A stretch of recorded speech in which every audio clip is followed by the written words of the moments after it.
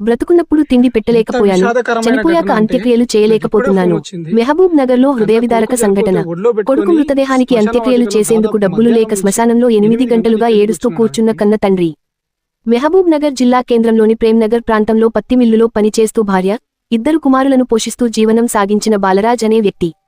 ఇటీవల పత్తి మిల్లు మూతపడి ఉపాధి కోల్పోవడంతో భర్త, దివ్యాంగుడైన పెద్ద కుమారుడిని వదిలేసి చిన్న కుమారుడితో పుట్టింటికి వెళ్లిపోయిన భార్య. బాలరాజ్ స్థానికంగా హోటల్లో పనిచేస్తూ పెద్ద కుమారుడిని పోషిస్తున్న క్రమంలో తీవ్ర అనారోగ్యంతో మృతి చెందిన పెద్ద కుమారుడు హరీష్ 8. కొడుకు అంత్యక్రియలు చేసేందుకు డబ్బులు లేక శ్మశానంలో మృతదేహాన్ని పట్టుకుని 8 గంటల పాటు ఏడుస్తూ కూర్చున్న బాలరాజ్. బ్రతుకున్నప్పుడు తిండి పెట్టలేకపోయాను, చనిపోయాక అంత్యక్రియలు చేయలేకపోతున్నాను అంటూ కన్నీరు పెట్టుకున్న తండ్రి బాలరాజ్. ఏం లేకుండా అయిపోతుందిరా, అమ్మ లేకుండా నాశనం చేసే బిడ్డ.